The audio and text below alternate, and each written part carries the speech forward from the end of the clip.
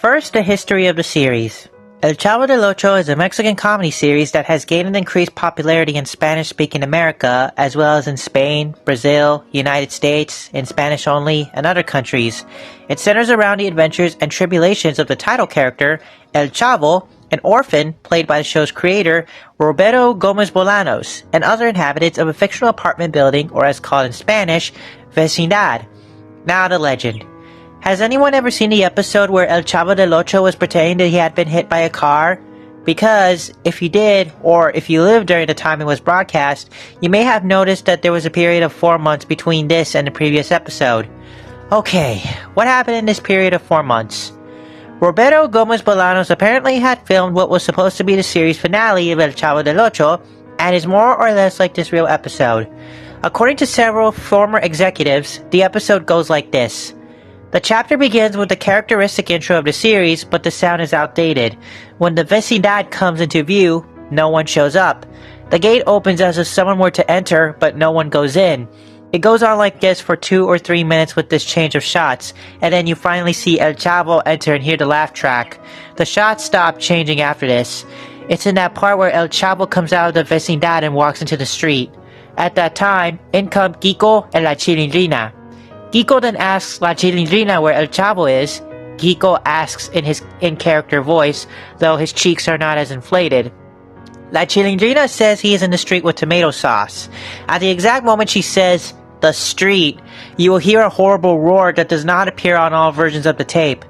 After the fade out is the scene from the episode which was broadcast, the one where El Chavo pretends to be run over, where the characters in the vecindad were crying.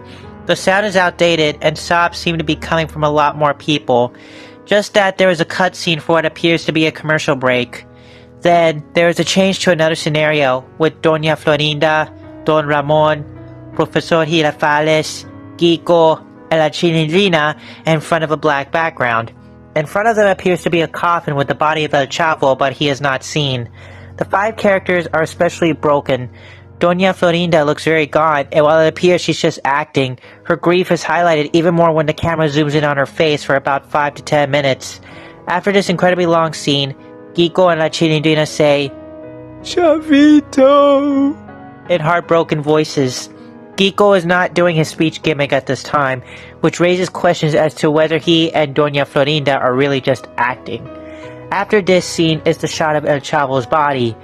It is here more than anywhere else that raises questions, as the body of El Chavo is actually taller than Roberto Bolaños. El Chavo's suit is too small, and you can see that he's also too fat, and his skin color is a bit too dark. Both of his legs are broken and bleeding. The cap that covers his face and his head is covered in blood, and his arms are twisted and emaciated.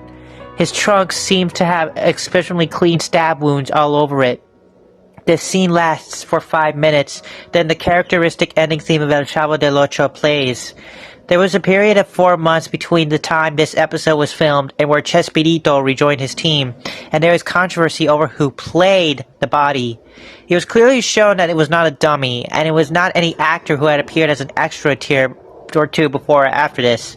In addition to this, a little while back, Roberto Gomez Bolaños had said he wanted to do something that no one had ever seen on television before. Truth in television. During a trip to Peru in 2008, Roberto Chespirito Gomez actually did plan on a series finale of El Chavo del Ocho, with the obnoxious El Chavo sacrificing himself to save a child from being hit by a car.